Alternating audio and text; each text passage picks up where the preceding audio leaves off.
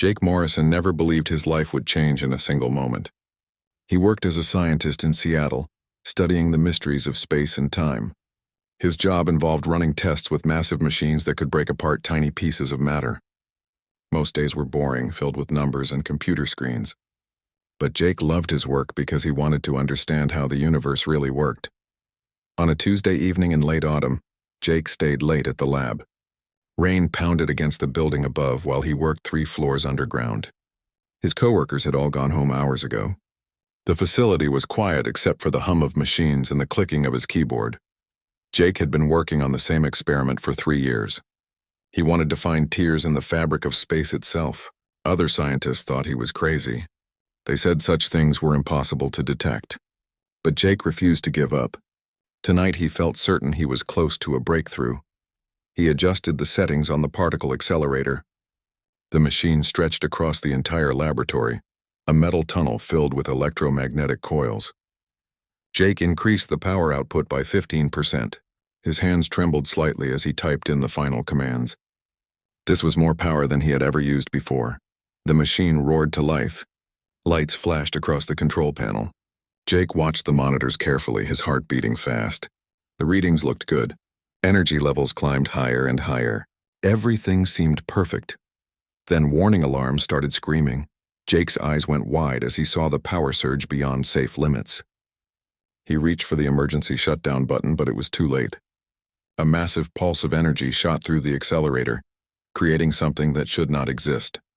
A hole ripped open in the center of the laboratory. It looked like a wound in reality itself, swirling with colors Jake had never seen before. Blue and purple light mixed with shades he could not name. The portal pulled at everything around it like a black hole. Papers flew through the air. Equipment slid across the floor toward the vortex. Jake grabbed onto a metal support beam and held on with all his strength. The wind created by the portal howled in his ears. He could feel his fingers slipping. His arms burned with effort. He tried to reach the control panel to shut down the accelerator, but he could not let go without being pulled into the portal. His grip failed. Jake screamed as he flew through the air toward the swirling hole in space. The last thing he saw of Earth was his laboratory spinning away behind him. Then he plunged into the portal. The journey felt like falling and flying at the same time. Colors streaked past him in patterns that hurt his eyes. His body felt stretched and compressed all at once. Time seemed to stop and race forward together. Jake could not breathe, could not think, could only experience the impossible sensation of moving between dimensions. Then he hit solid ground hard. Jake lay there gasping for air. His entire body ached. His head spun with dizziness. Slowly, carefully, he opened his eyes and immediately knew he was not on Earth anymore. 3 moons hung in the sky above him. One was pale blue, another silver, and the third glowed with a soft violet light. The sky itself looked different, filled with stars he did not recognize. The air tasted strange, charged with energy that made his skin tingle. Jake pushed himself to his feet, his legs shaking. He stood on some kind of platform made of smooth crystal. Around him, the landscape looked like something from a dream. Towers of glowing crystal rose from the ground like giant trees. Plants in shades of purple and gold swayed in a gentle breeze. In the distance, he could see a massive city with buildings that seemed to grow naturally from the earth, rather than being constructed. Before Jake could take more than a few steps, he heard voices. He turned to see a group of beings approaching. They walked on 2 legs like humans, but that was where the similarity ended. Their skin shimmered with an iridescent quality, shifting between blue and green as they moved. They were tall and graceful, wearing armor that looked like it was part of their bodies rather than separate clothing. The beings surrounded Jake quickly, pointing weapons at him. The weapons glowed with inner light and looked nothing like guns from Earth. Jake raised his hands above his head, trying to show he meant no harm. His mouth went dry with fear. One of the beings spoke in a language Jake could not understand. The words were musical but firm, clearly a command. Jake shook his head to show he did not understand. His heart pounded so hard he thought it might burst from his chest. Then the circle of guards parted and she walked through. Jake forgot to breathe. The woman was the most beautiful being he had ever seen. She stood tall and moved with grace that made her seem to float. Her skin shimmered like the others, but hers held tones of pale blue and silver. Her eyes were the color of liquid gold, bright and intelligent. Her hair flowed down her back in waves that looked like starlight given physical form. She wore robes that seemed to be woven from moonbeams, flowing around her body with each step. The woman studied Jake with intense curiosity. Her golden eyes examined him from head to toe. She spoke, and though Jake still could not understand the words, her voice was like music. It held authority but also warmth. Jake tried to speak to explain who he was and what had happened, but the words caught in his throat. He gestured helplessly, pointing at himself and then at the sky, trying to communicate that he was from somewhere else. The woman stepped closer. The guards tensed but did not interfere. She reached out one hand slowly, giving Jake time to pull away if he wanted. He stayed still, hardly daring to move. Her fingers touched his face, cool and smooth against his skin. The moment their skin made contact, something happened. Jake felt a jolt run through his body. Not painful, but intense. The woman's eyes widened in surprise. She gasped and pulled her hand back, staring at him with an expression of wonder and confusion. She spoke again, this time in a softer tone. Then she placed her hand over her heart and spoke a single word. It sounded like Lyra. Jake understood she was telling him her name. He copied her gesture, placing his hand over his own heart. "Jake," he said clearly. Lyra smiled, and that smile made Jake feel like everything might be okay despite the impossible situation. She turned to her guards and spoke in a commanding voice. The weapons were lowered. She gestured for Jake to follow her. As they walked toward the distant city, Jake kept glancing at Lyra. She looked back at him several times, her expression thoughtful. Once she reached out and took his hand. Her grip was gentle but firm. Jake felt that strange connection again, like electricity running between them. He had no idea where he was or how to get home. He did not know if he would ever see Earth again. But walking beside this alien princess under 3 strange moons, Jake felt something unexpected.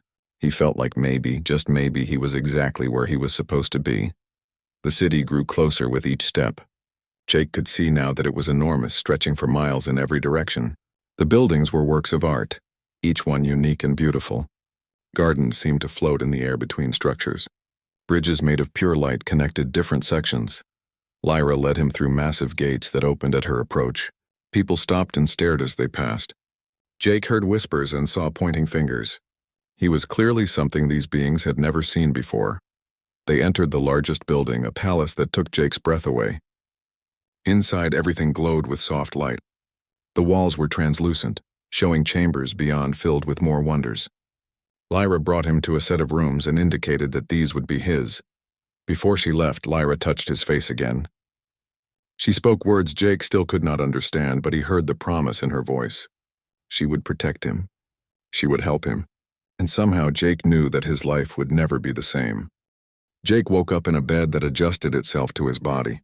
The room around him seemed alive somehow, responding to his thoughts and needs. When he felt cold, the temperature warmed. When he thought of home, images of Earth appeared on the walls like windows showing scenes from another world. He had been in the palace for 3 days now. 3 days of confusion, wonder, and isolation. Princess Lyra visited him every morning, bringing scholars and teachers who tried to help him understand their language. They used strange devices that seemed to read his thoughts and translate them into meaning. On the 4th day, something clicked in Jake's brain. The language lesson suddenly made sense. When Lyra arrived for her daily visit, Jake managed to speak his first sentence in her language. "Thank you for your kindness." Lyra's face lit up with joy. She clapped her hands together and laughed. "You learn quickly, Jake Morrison. This is wonderful." From that moment, communication became easier. Jake learned faster each day, and soon they could have real conversations. He discovered that Lyra was not just a princess, but the heir to the throne. Her father, King Theron, ruled the planet Thessara and several other worlds in this star system. The Thessarans were an ancient race who had mastered technologies that seemed like magic to Jake. They could create anything they imagined by manipulating matter at the smallest level. They traveled between stars using pathways that folded space. They had eliminated most diseases and could live for hundreds of years. But despite all their advancement, they still felt the same emotions as humans. They loved, feared, hoped, and dreamed just like people on Earth. Jake spent his days exploring the palace with Lyra as his guide. She showed him gardens where plants grew in midair without soil. She took him to libraries where books were alive. speaking their contents when touched. She brought him to observatories where he could see distant galaxies in perfect detail. One evening, they sat in a garden floating high above the city. Strange flowers bloomed around them, releasing scents that changed with the time of day. The 3 moons were rising, painting the sky in shades of blue and silver. "Tell me about your world," Lyra said. She sat close to Jake on a bench that had grown from the ground at their approach. "I want to know everything." Jake described Earth as best he could. He talked about oceans that covered most of the planet, about mountains that touched the clouds, about forests filled with countless forms of life. He told her about human cities, messy and chaotic compared to the perfection of Thessaran architecture. He explained how humans were still learning, still making mistakes, still trying to understand their place in the universe. Lyra listened with complete attention, her golden eyes never leaving his face. "Your people sound young," she said, "like children still discovering the world." "We are," Jake agreed. "We have barely begun to explore space. We argue and fight over small differences. We damage our own planet without thinking of the future, but we are also capable of incredible kindness and creativity. I would like to see Earth someday," Lyra said softly. "It sounds beautiful in its own way." "Maybe you will," Jake replied, though he had no idea how that could happen.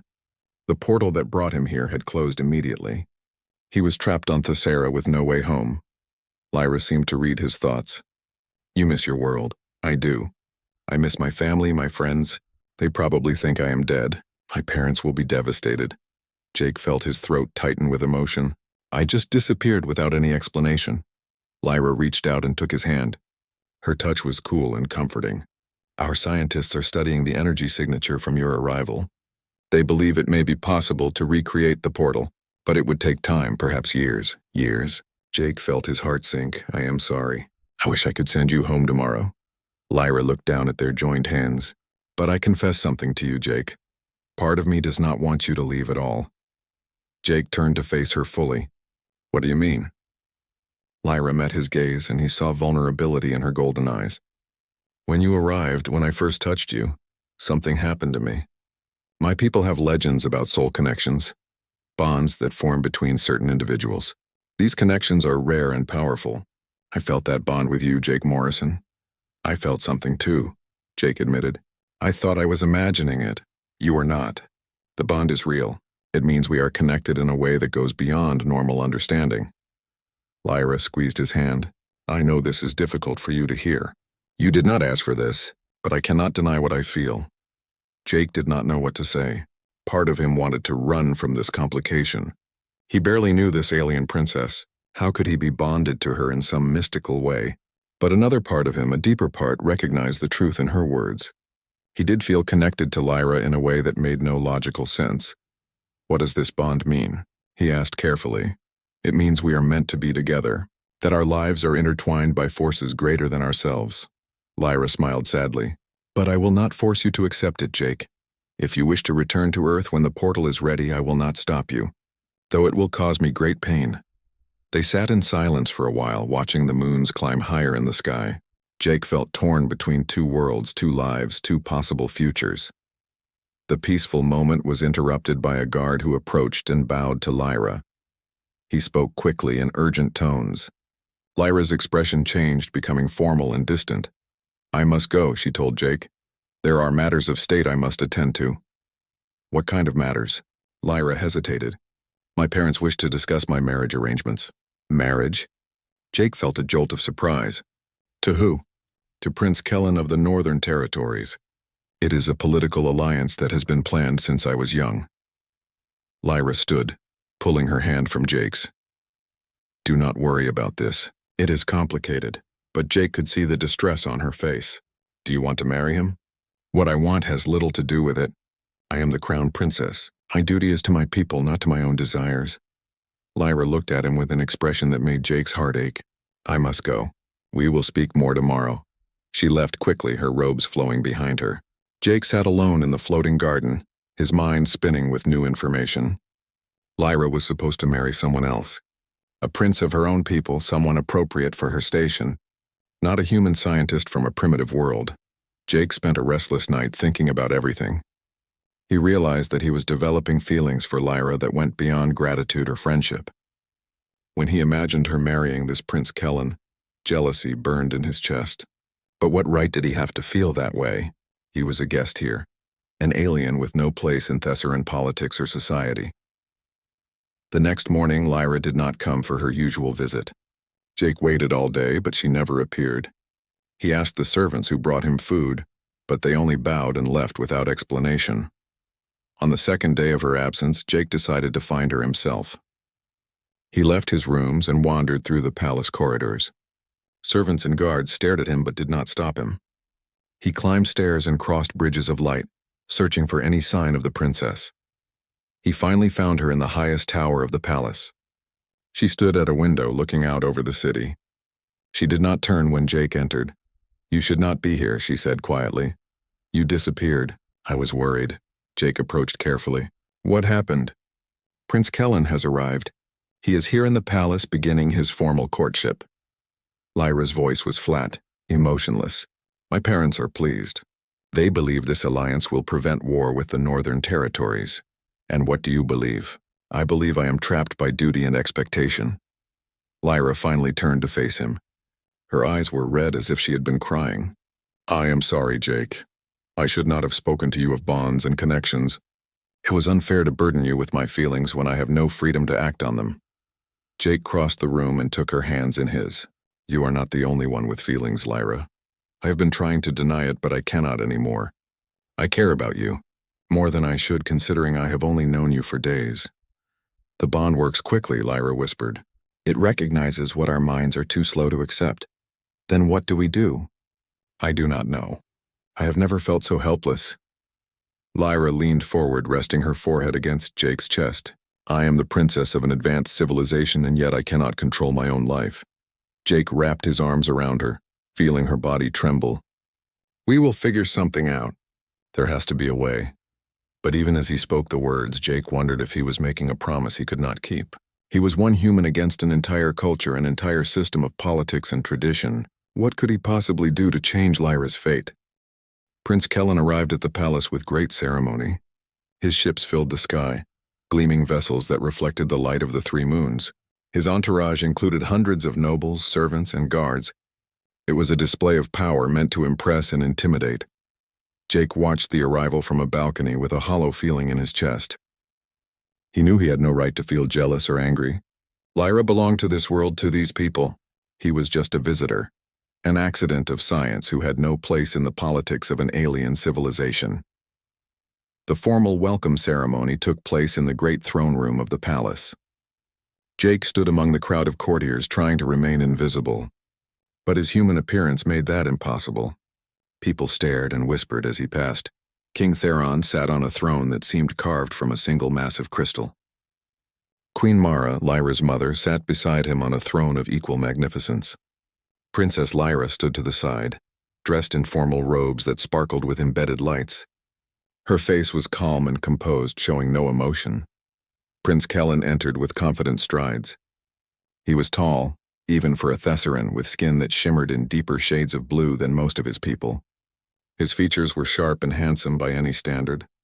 He wore armor that looked ceremonial but functional, marked with symbols that Jake guessed represented his family line. Kellen bowed to the king and queen with perfect grace. Then he turned to Lyra and bowed again, but this time there was something possessive in his gaze. He spoke in formal tones, words of greeting and respect, but his eyes never left Lyra's face. Then Kellen's gaze swept across the assembled crowd and stopped on Jake. His eyes narrowed. He said something to the king, his tone questioning. King Theron replied, gesturing toward Jake.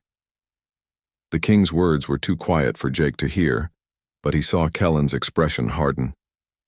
The prince stared at Jake with open hostility before returning his attention to the throne.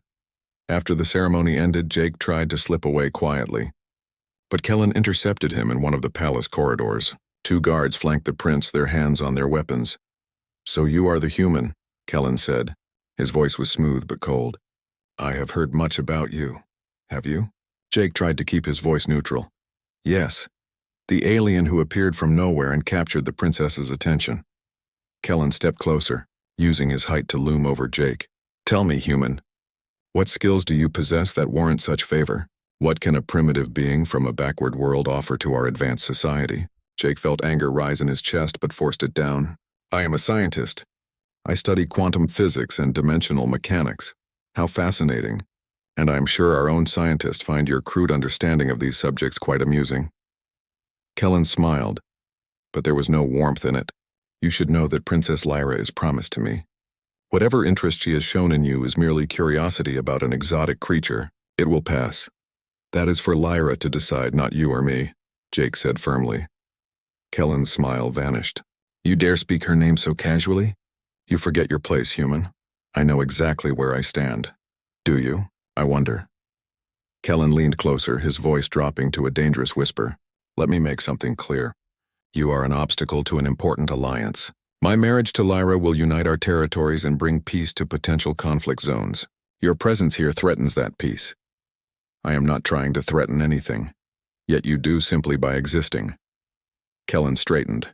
I could have you removed from this planet, human.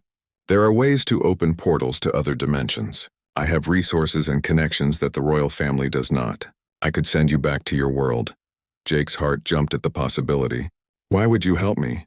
Kellen laughed harshly. Help you? I would be helping myself. With you gone, Lyra would accept her duty. Of course, these portals can be unpredictable. You might end up somewhere other than Earth, somewhere far less hospitable, but that would be a risk you would have to take. Before Jake could respond, a voice cut through the tension like a blade. You dare threaten him? Lyra stood at the end of the corridor, her golden eyes blazing with fury. She had moved so silently that none of them had heard her approach. Now she advanced on Kellen with barely controlled rage. You dare speak of harming someone under royal protection? Someone who is a guest of the crown? Kellen's composure cracked. Princess Lyra, I was merely explaining the situation to... You were threatening him. I heard every word. Lyra stepped between Jake and Kellen, her body language protective. Leave, now, and be grateful I do not have you arrested for conspiracy. Conspiracy? I have done nothing wrong. You spoke of opening illegal portals. You threatened to harm a protected guest. These are serious crimes, Prince Kellen, even for someone of your rank. Lyra's voice could have frozen fire. Leave my sight before I call the guards. Kellen stared at her for a long moment. His face went through several emotions. Anger, humiliation, disbelief. Finally, he bowed stiffly and left, his guards following quickly behind. The moment he was gone, Lyra's anger crumbled. She turned to Jake, her hands shaking. Did he hurt you? No, just threats and insults. Jake reached out to steady her. Are you all right? I am furious. And frightened, and confused about everything. Lyra let Jake pull her into an embrace. I should not have left you alone. I knew Kellen would seek you out. I can handle myself. This is not your fight, Jake. This is politics and power, games that have been played for centuries. Lyra pulled back to look at him. But Kellen was right about one thing. Your presence here does complicate matters. My parents are growing impatient with my resistance to this marriage. If I continue to refuse Kellen, they may take more direct action. What kind of action? They could confine me to the palace. They could forbid me from seeing you. They have many ways to enforce their will. Lyra's eyes filled with tears. I love my parents, but they do not understand. They think love is a pleasant addition to duty, not something worth fighting for. Jake wiped away her tears gently. Then we need to make them understand. How? I do not know yet, but there has to be a way. Jake thought about what Kellen had said about portals. Lyra, is it really possible to create stable portals to other dimensions? In theory, yes, but the technology is closely guarded. Only the royal scientists have access to it, and they would never use it without the king's permission. What if we could prove that I belong here? That I can contribute something valuable to your society? Lyra considered this. If you could make yourself indispensable, it might give my parents reason to reconsider. But what could you offer that we do not already have? Jake thought about his knowledge of Earth science. The Thesserans were far more advanced in most areas, but they thought differently than humans. They had forgotten how to think in simple, creative ways because their technology made everything easy. I need to talk to your scientists, Jake said. The ones studying dimensional physics, and why? Because I want to understand how your portal technology works. And maybe, just maybe, I can help them improve it. Lyra looked skeptical but hopeful. I will arrange a meeting. But Jake, do not take risks. If you anger the wrong people or if something goes wrong, I know. But doing nothing is not an option anymore.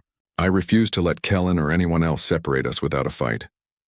Lyra smiled for the first time since Kellen's arrival. You are brave for someone so far from home. I am terrified, but I'm also stubborn.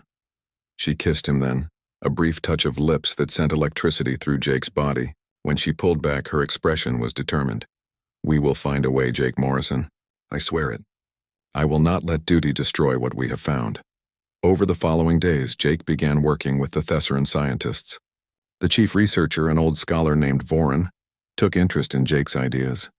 Voren had spent his entire long life studying dimensional mechanics, and he found Jake's Earth-based perspective refreshing. You think in straight lines, Voren observed one day in the laboratory. We have learned to think in curves and spirals. Sometimes the simple path is the correct one, and we have forgotten this. Jake studied the equipment around him. It was far beyond anything on Earth. Machines that could fold space and create bridges between distant points. But the underlying principles were familiar to him. The portal that brought me here was accidental, Jake explained. It was created by a power surge in a particle accelerator. But the interesting thing is that it was stable enough to last several seconds. That should not have been possible with Earth technology. Unless there was something unique about the energy signature, Voren mused. Show me your calculations from that experiment. Jake worked with Voren for hours each day, recreating the mathematics behind his accident.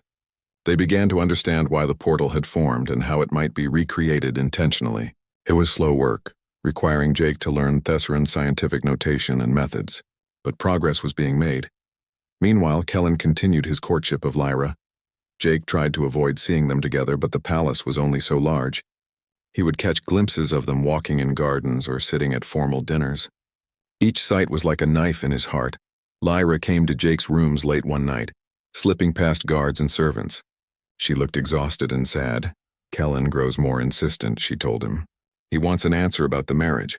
My parents want me to accept, and what do you want? Jake worked harder than ever with Voren in the secret laboratory.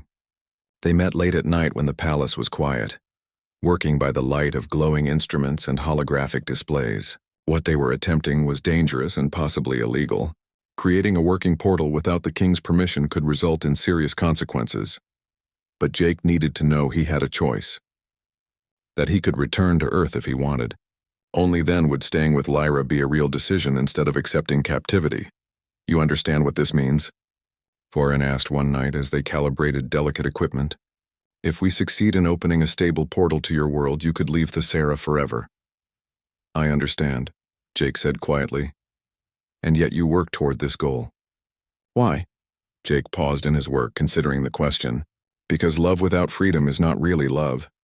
It is possession. I need to know that Lyra trusts me enough to let me have options. Voren nodded slowly. You are wiser than your years, human. Many beings live entire lifetimes without learning that truth. They worked in silence for a while, making careful adjustments to the portal generator. It was a massive device that filled the entire laboratory. A ring of metal and crystal 30 feet in diameter. Energy coils surrounded the ring, capable of generating the power needed to tear through dimensional barriers. We are close, Voren said, studying the readouts. Perhaps another week of refinements and we can attempt a test. Jake felt his heart race with a mixture of excitement and fear. A portal to Earth, a way home. Everything he thought he had lost forever might be within reach. But did he still want it? That was the question that kept him awake at night. Earth held his family, his friends, his old life. But Thessara held Lyra, and the bond he felt with her grew stronger every day. After the laboratory session ended, Jake made his way back to his quarters. He walked through darkened corridors, lost in thought. He did not notice the figure waiting in the shadows until it was too late. Kellen stepped into his path, blocking the way. Unlike their previous confrontation, the prince was alone. No guards, no witnesses. We need to talk, Kellen said. His voice was calm, but Jake could sense the tension beneath it. I have nothing to say to you. Then listen. Kellen moved closer. I know what you are doing with the old scientist. Building a portal. Planning your escape? Jake felt ice form in his stomach. How do you know that? I have sources everywhere in this palace. Did you think you could work in secret? Kellen smiled coldly. But I am not here to stop you. In fact, I hope you succeed. Why? Because the moment that portal opens, you will leave. You will go back to your primitive world and leave Lyra to accept her true destiny. With me? Jake shook his head. You do not understand. The portal is not about leaving. It is about having a choice. Choices are illusions we tell ourselves to feel free, Kellen replied. You will leave, human. Perhaps not immediately, but eventually. You will miss your home too much. You will realize that you do not belong here, that you never did. That is for me to decide. Kellen's expression hardened. Let me tell you something about Princess Lyra. She is kind and compassionate, but she is also deeply bound by duty. She has been trained since childhood to put her people first. Right now, she believes she can have both love and responsibility, but when forced to choose, she will choose duty. She always does. You do not know her as well as you think. I know her better than you ever will. I have known her for years. I have watched her grow, seen her struggle with the weight of her future crown. She will marry me, human, not because she loves me, but because it is what is best for Thesara. Kellen stepped back. Go ahead and build your portal. When it is ready, save yourself the pain and leave. He walked away, leaving Jake standing alone in the corridor. The prince's words echoed in his mind, planting seeds of doubt. Jake did not mention the conversation to Lyra when she visited him the next morning. She looked tired, dark circles under her golden eyes. The stress of balancing her duties with her feelings was taking a toll on her. My mother spoke to me again about the marriage, Lyra said as they sat together in his rooms. She does not understand why I hesitate. In her generation, marriages were always arranged. Love was something that might develop over time or might not. Either way, it was considered unimportant compared to political stability. What did you tell her? That I need more time? That I am not ready? Lyra laughed bitterly. But time is running out. Kellen will not wait forever, and his patience is a carefully calculated political move. He can afford to be patient because he believes he has already won. Jake took her hand. Has he won? Lyra looked at him with anguish in her eyes. I do not know, Jake. I truly do not know. I love you. That much is certain. But I also love my people, my world, my responsibility to prevent conflict and suffering. How do I weigh one against the other? Maybe you do not have to, Jake said carefully. Maybe there is another way. What do you mean? Jake hesitated, unsure if he should reveal what he and Vorin were working on. But secrets between them felt wrong. Vorin and I are close to completing a working portal. One that could take me back to Earth or bring me back here at will. Lyra pulled her hand away. You are building a way to leave? I am building a way to have a choice. Do you understand the difference? No, I do not think I do. Lyra stood, agitation clear in her movements. You are planning your escape while telling me you love me. How am I supposed to feel about that? Free, Jake said. You should feel free. Because if I choose to be with you despite having the option to go home, then you will know it is real. Not just acceptance of circumstances, but a genuine choice. Lyra was silent for a long moment. When she spoke again, her voice was small. And if you choose to leave, then at least we will both know the truth. That what we felt was not strong enough to overcome the obstacles between us. Tears spilled down Lyra's cheeks. I cannot bear the thought of losing you, Jake Morrison. It causes me actual physical pain. Jake went to her, pulling her into his arms. Then help me make this work. Support the portal project. When it is done, we will both have choices. Real ones. Lyra clung to him, her body shaking. I am terrified. So am I. They held each other while the 3 moons rose outside the window, painting the room in shades of blue and silver. Neither of them had answers, only questions and fears and a love that might not be enough to bridge 2 worlds. 3 days later, the portal was ready for its first test. Jake, Vorin, and a small team of trusted scientists gathered in the hidden laboratory. They had decided to attempt opening a small portal first, just large enough to see through and maybe past small objects. Jake input the final calculations, his hands trembling slightly.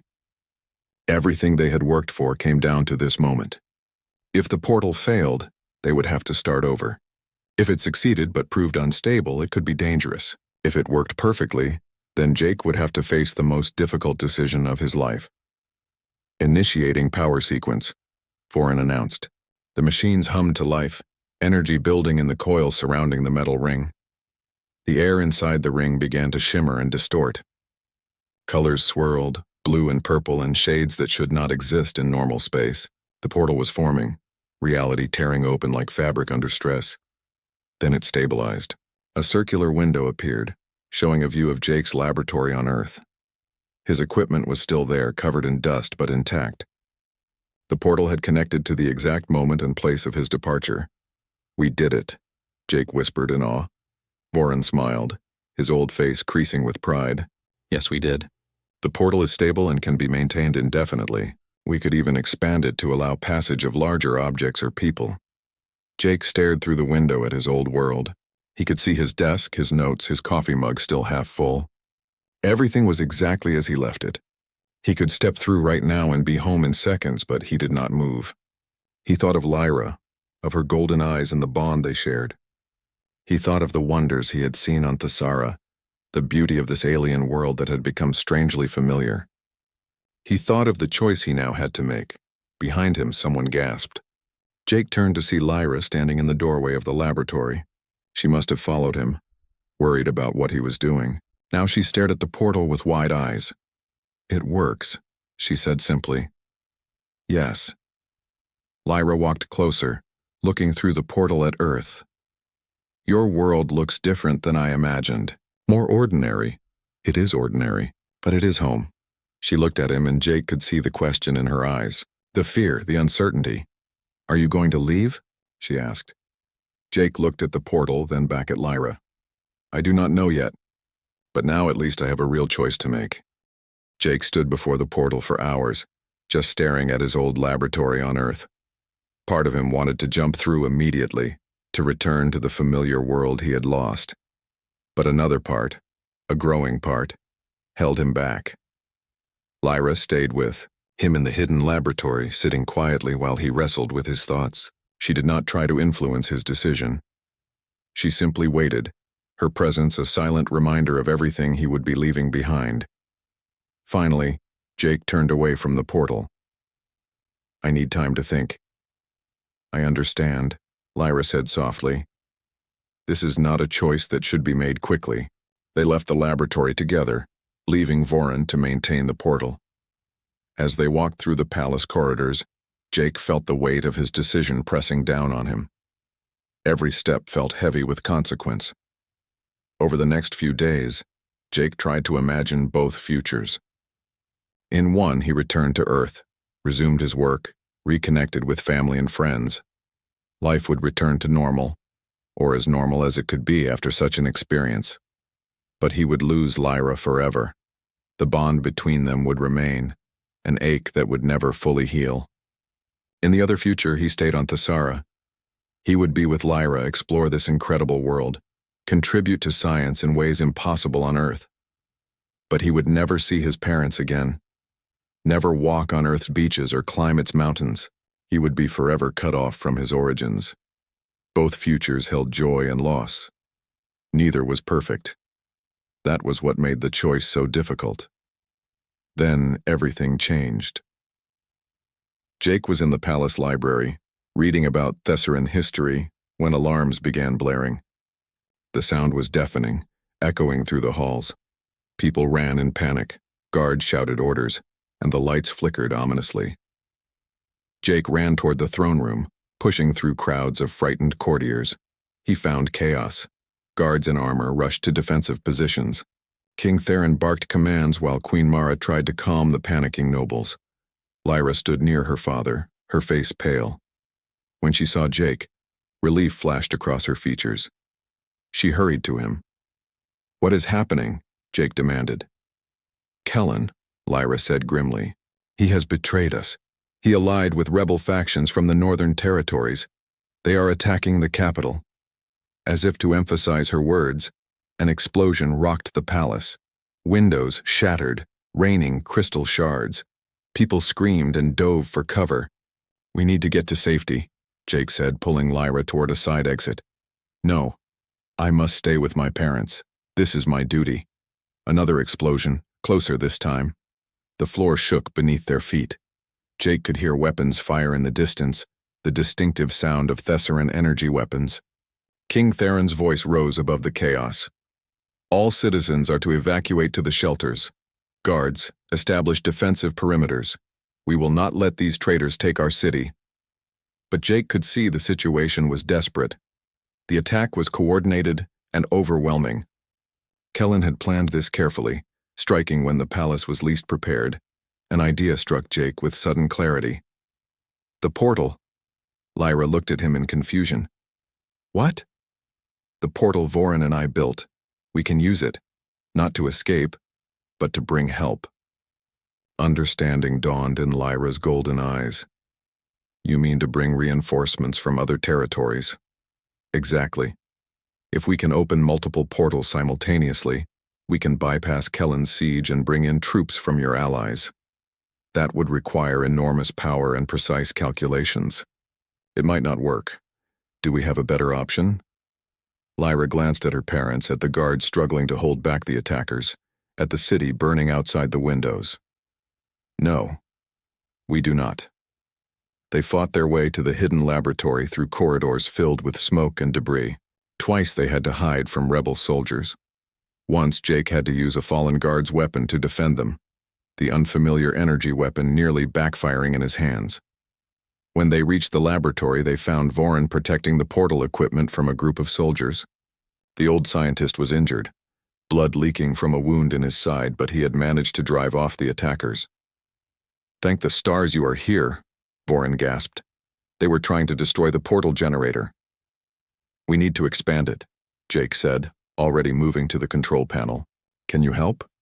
Despite his injury, Vorin limped to the controls. What are you planning?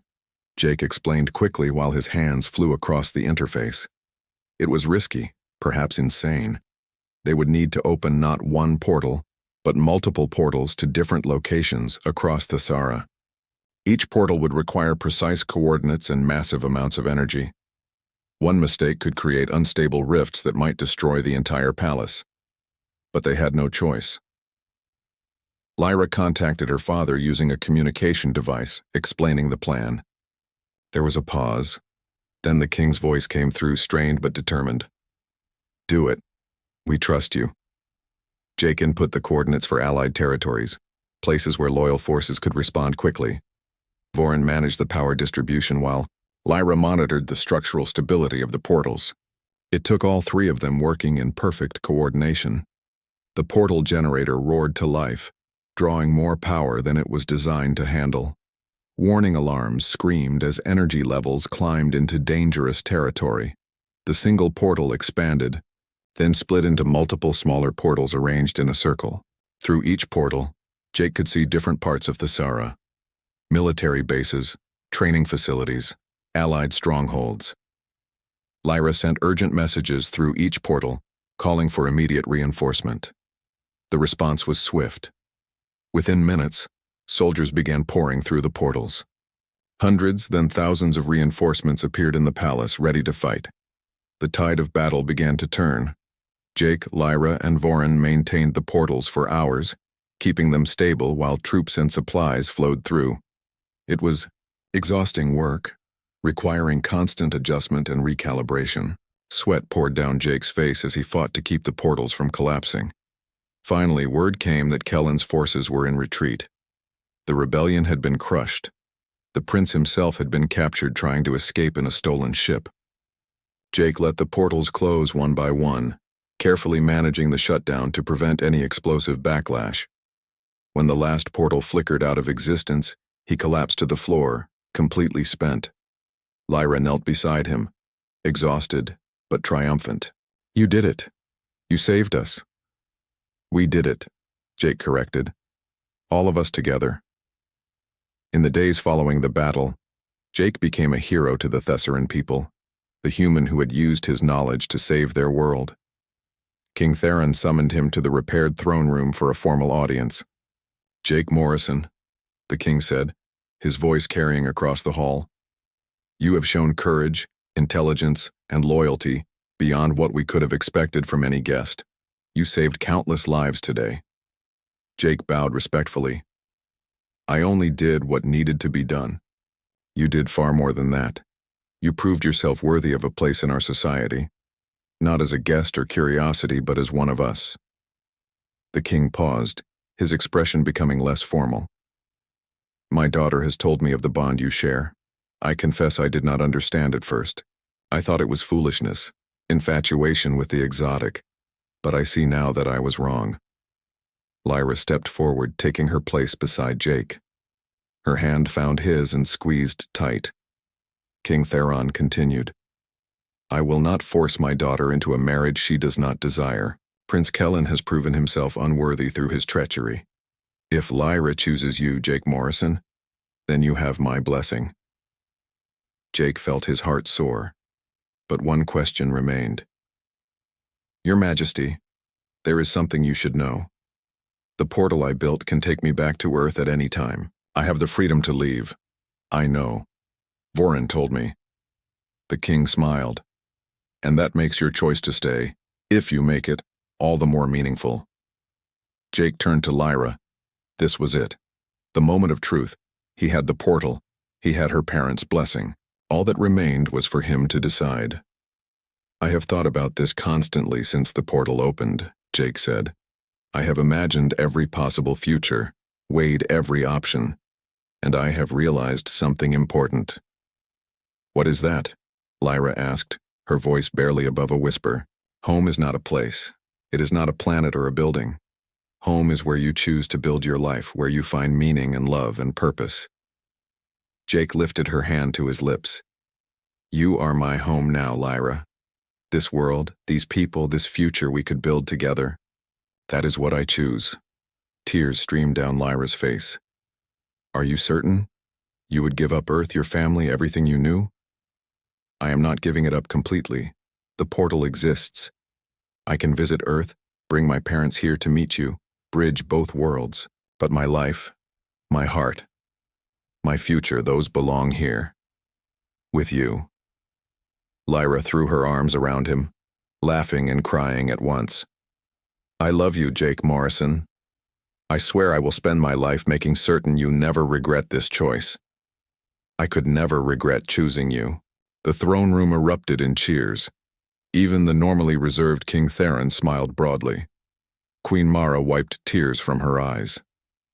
In the months that followed, Jake became a permanent member of Thessaran society. He continued working with Vorin, developing new applications for portal technology. He visited Earth regularly, maintaining connections with his family and bringing back knowledge that benefited both worlds. The Saran scientists began working on treatments to extend Jake's lifespan to match Lyra's. The procedures were complex and would take years to complete, but they showed promise. Jake would not live as long as Lyra, but he would have centuries instead of decades. Lyra and Jake were married in a ceremony that blended Thessaran tradition with elements from Earth. It was attended by beings from multiple worlds, a celebration that symbolized the bridging of two civilizations. On their wedding night, they stood together in the floating gardens, watching the three moons rise. Jake marveled at how far he had come from that panicked moment when he fell through an accidental portal in a Seattle laboratory. Do you ever wonder what would have happened if you had chosen differently? Lyra asked, leaning against him. If you had stepped through the portal back to Earth? Jake considered the question. Sometimes, but not with regret. Every choice closes some doors and opens others. I am happy with the door I chose. Even knowing the challenges we will face, the difficulties of being from two different worlds, especially because of those challenges, easy choices teach us nothing. It is the difficult ones that shape who we become. Lyra smiled and kissed him. You have become quite wise for a human. I learned from the best. They stood together under the alien sky, two beings from impossible, different origins who had found each other against all odds. The portal remained open in Vorin's laboratory, a bridge between worlds that symbolized the connection Jake and Lyra shared. He had fallen through a portal by accident. But everything that came after, every choice that led him to this moment, had been intentional. He had chosen love over safety, adventure over comfort, an uncertain future with Lyra over a predictable life on Earth. And standing there with his alien princess wife under three rising moons, Jake knew with absolute certainty that he had made the right choice.